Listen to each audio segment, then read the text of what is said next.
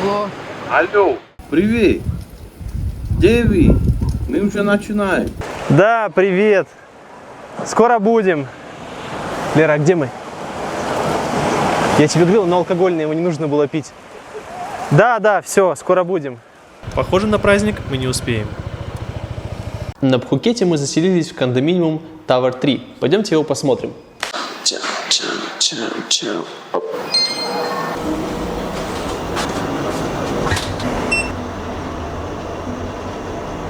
Так, сними фильм.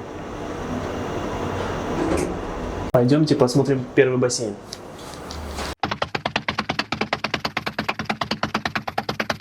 Тут его моют.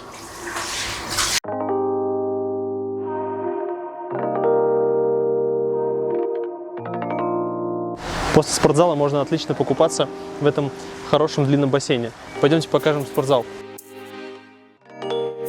Есть много тренажеров. Очень можно хорошо себя прокачать для того, чтобы хорошо выглядеть на пляже.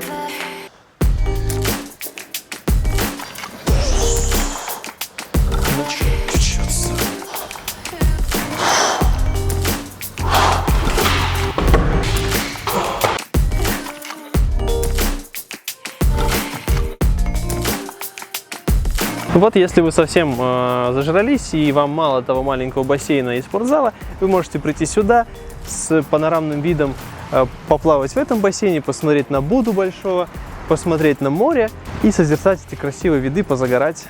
Вот. Теперь пойдем покажу нашу маленькую комнатку, где мы живем. И сколько за нее платим, расскажу. Добро пожаловать в наши апартаменты.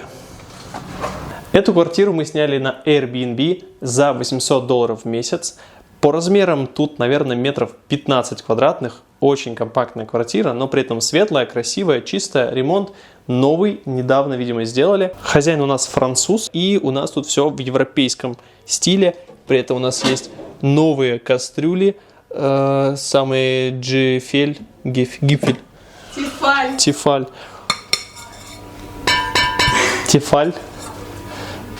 Хорош. В общем, новая посуда, модная. Ложки, вилки, все есть. Тут у нас тоже посудка. Ой, это наша еда. Короче, мы тут полностью оборудованы всем, что нам нужно. Даже есть телевизор с интернетом, микроволновайка и холодильник. Все. А самое главное — это вид. Давайте глянем, что тут у нас за окном.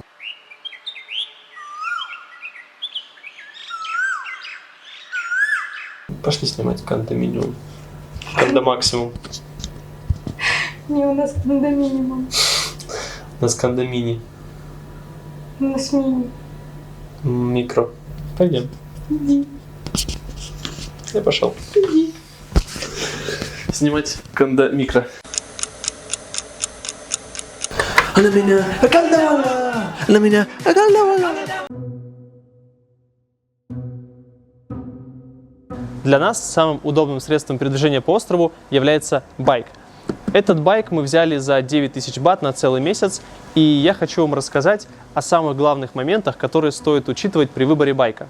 Первое, на что стоит обратить внимание, это на протектор шин.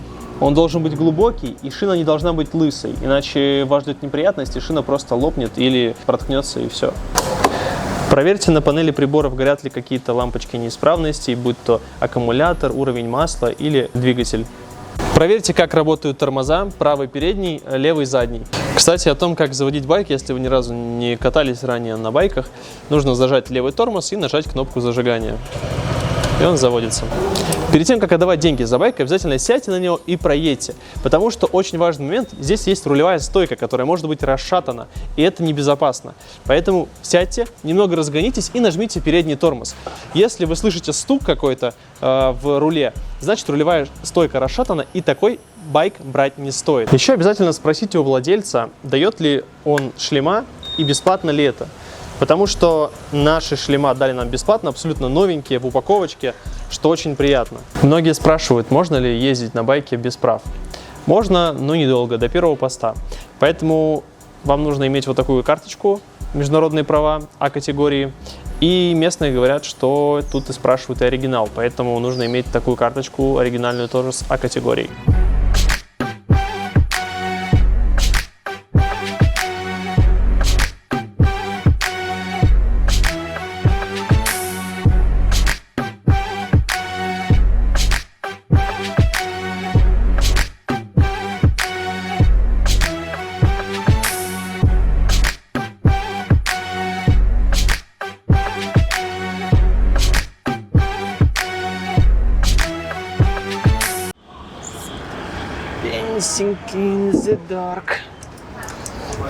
Мы в Пхукет-тауне. Это старый город, который находится на острове, называется так, как и остров. И мы сейчас находимся возле старого отеля, самого старого на Пхукете, в котором снимали фильм «Пляж» с Леонардо Ди Каприо. Сейчас туристы фотографируются только снаружи, а еще год назад можно было попасть внутрь. Вот наши фоточки оттуда.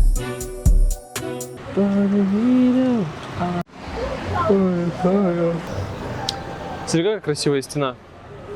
Вот на фоне ее бы так пройти мне так. Давай вот отсюда сможешь снять? Забежали за любимым Тайти.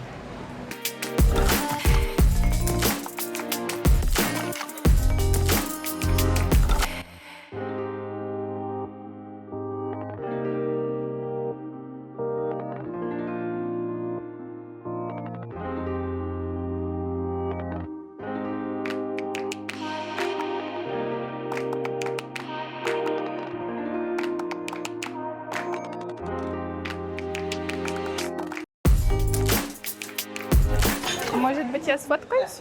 А может быть, меня как-нибудь сфоткать? Ну все, пошли. Все, мы уходим. Мне в телефон дали, пошли. Все, они оставили мне телефон и пошли.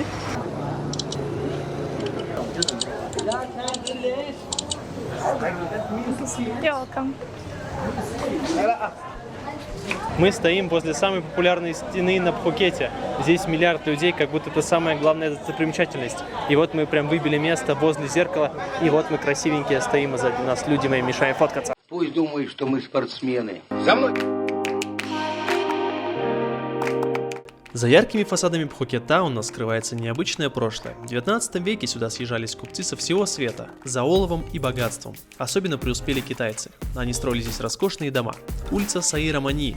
Сейчас мороженое и гирлянды, а раньше опиум, музыка и огни красных фонарей. Говорят, в домах все еще есть потайные лестницы, тайные комнаты, а где-то в переулках спрятан клад с серебром, забытый во время шахтерского бунта и до сих пор не найден. Не успела, Игорь. Подожди.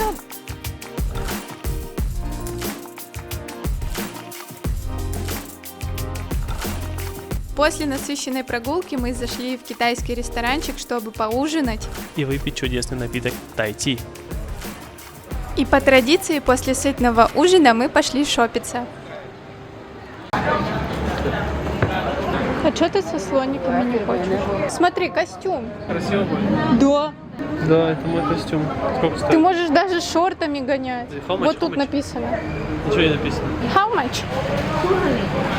200. 200. Меряем? Давай. Покрасуйся. Покрутись.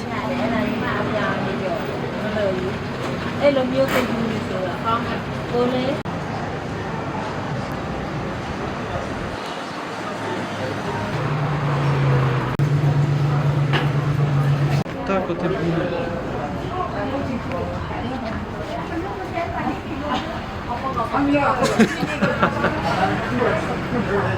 If you want, you can trade. No problem. Я думаю, нормально будут сидеть.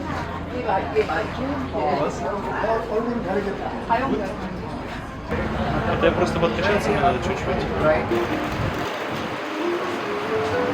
не нравится. Приоделись, а теперь можно и Новый год отметить. Сперва мы попали в новогоднюю деревню прямо в центре города с самым настоящим мыльным снегом.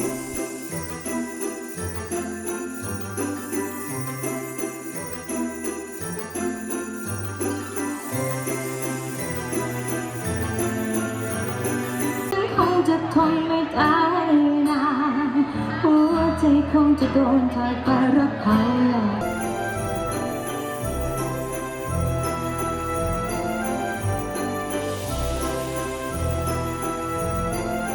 А затем мы поехали встречать Новый год на пляж Патонг.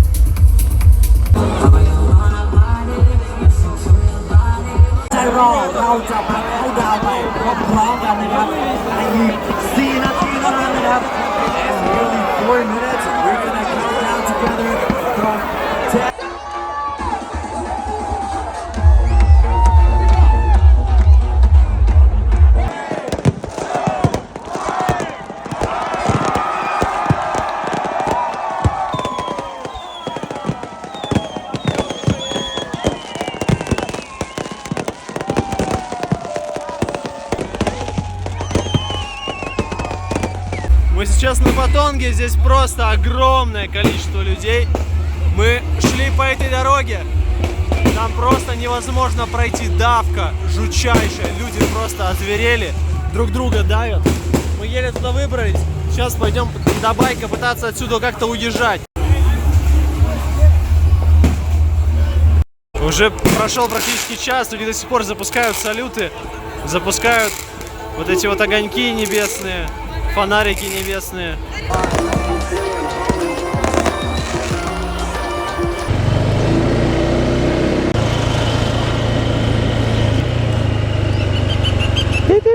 Наступил 2025 год, и мы решили узнать, а что же нас ждет в этом новом году. И приехали мы в храм Чолонг, который находится сзади меня. В нем можно получить свои предсказания персональные. Для этого нужно потрясти такую колбу с такими палочками, на которых указан номерок. Вы его трясете, вам выпадает номерок какой-то, вы его запоминаете и подходите к стойке, на которой бумажки с этими номерками. Вы берете бумажечку, фотографируете и переводите, что вас ждет в 2025 году, ну, или в следующем, когда вы будете здесь. Чолонг, Чолонг, Чолонг.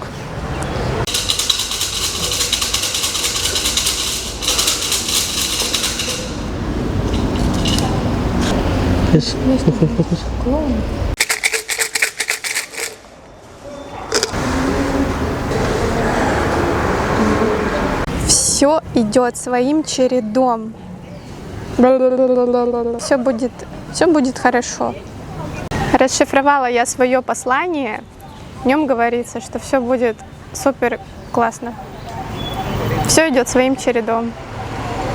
Так, много здоровья, успех, деньги, эпидемия пневмовируса, Так, тут что-то не то, пошли. Чтобы вы не скучали, вкратце расскажу вам об этом месте. Храм Чолонг, самый почитаемый на Пхукете. Его построили в 1837 году, и он до сих пор остается духовным центром острова. А еще тут есть странная постройка – башня для петард. Люди бросают в нее петарды в знак благодарности за исполненное желание. Чем громче, тем лучше.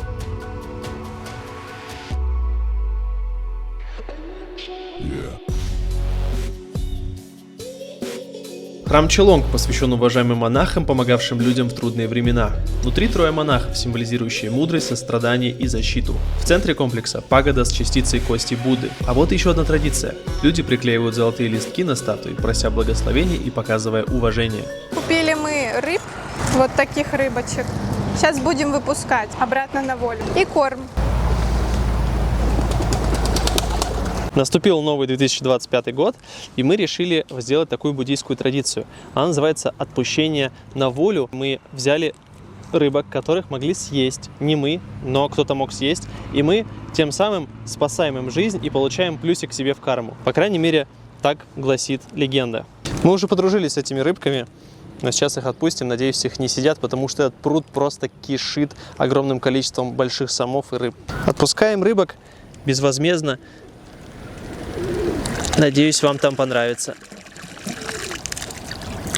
Теперь дадим прикорма, потому что самы дуреют просто от этой прикормки. Пошли. Ням-ням. Если вам сказали, что выловили огромного 20-килограммового карася, если это было в Таиланде, то верьте. Если нет, то не верьте.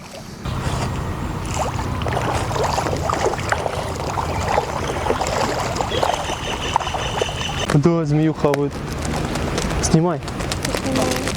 Схавали червячка. Вот они. Ох, вот это все карась. По пути к Большому Будде нам встретилась куча мест, где вы можете покататься на слонах, что очень печально. Многие туристы действительно останавливаются, чтобы прокатиться на спине этих беззащитных животных. Слон – не ездовое животное, его скелет не создан для того, чтобы день за днем возить людей. Кроме того, сидение на спине слона стирает ему кожу. Во время катания тоже используются далеко не самые гуманные методы. Чтобы управлять слоном, его бьют палками с острыми железными крюками на конце. И у многих животных головы покрыты шрамами. А еще им подпиливают бивни, чтобы они случайно не навредили туристам. Слоны невероятно умные, чувствительные и социальные существа. Они помнят обиды, испытывают радость, грусть и даже горе, но ради развлечения туристов их жизнь превращается в ад.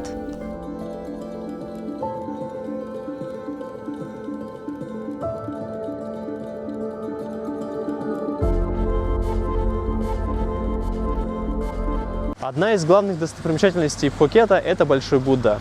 Мы сюда приехали, хотели вам его показать, но, к сожалению, он временно закрыт. Поэтому держите несколько кадров с птички.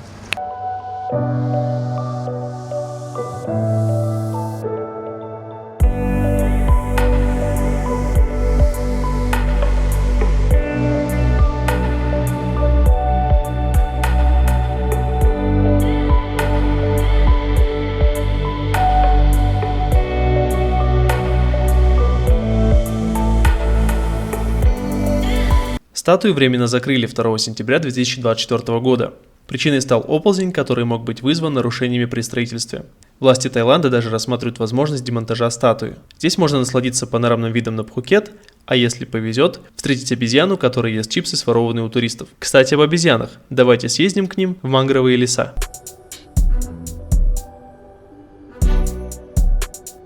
Приехали на локацию, где здесь живут мартышки в мангровых зарослях.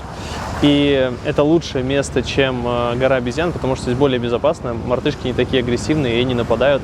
И можно их покормить на расстоянии бананами, которыми купили за 20 бат прям напротив, через дорогу.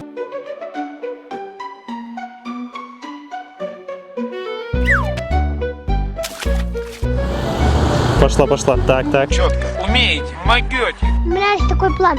Я прыгаю ему по башке. Да ладно. Ля ты крыса. Добрый вечер, Будда. О, че надо? Сюда. Повезло. Мартышек покормили, теперь пора и самим подкрепиться. За месяц жизни на Пхукете мы начали скучать за нашей привычной едой, и благо тут есть много русских ресторанчиков, где можно заказать котлетки с пюрешкой. Расскажем о нашем любимом. А кафе готовим с любовью на пути к пляжу Найхарн. Мы ходили сюда раз 10, и каждый раз котлетки попадали в самое сердце. На острове есть много мест, где можно красиво и вкусно покушать. Так что голодными вы здесь точно не останетесь.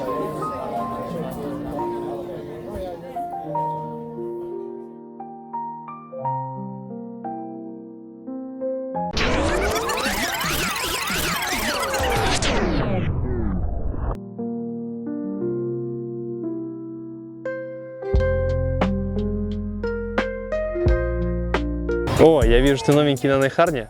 Давай я тебе все расскажу и покажу, как здесь устроено. Вот здесь у нас волейболисты, любят мяч больше, чем свою маму. И здесь у нас качки, их любимое слово – трибалон. Тут лежат челгаи. Их даже скребком не одерешь от их лежака, могут весь день там лежать. Тут у нас собачники, достойные ребята. Иди. Сейчас юбка мокрая стала уже.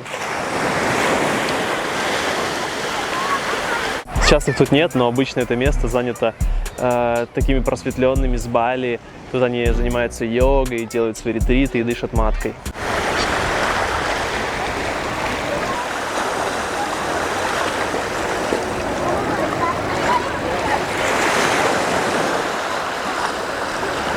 Когда мы только сюда приехали первый раз, это был наш первый пляж, и он нам очень понравился. Это до сих пор один из наших самых любимых пляжей. В высокий сезон тут, конечно, побольше людей, но зато здесь гладь, очень красивая вода, никаких волн нет.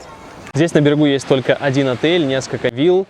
Здесь на пляже можно взять лежаки в аренду, сапы, доски для серфинга. Когда здесь волны, здесь люди серфят, так что можно посерфить. Тут есть также озеро, недалеко через дорогу есть рестораны, можно выпить шейк. В общем, все удобства есть. На Пхукете десятки пляжей. Узнать обо всех пляжах вы можете в нашем полном видеообзоре.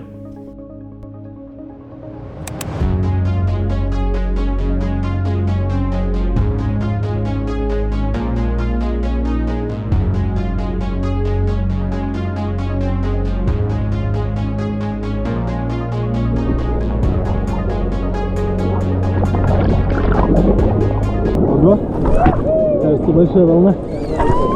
О, громадина. О, щей.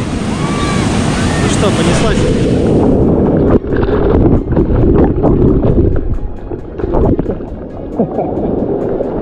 Вау.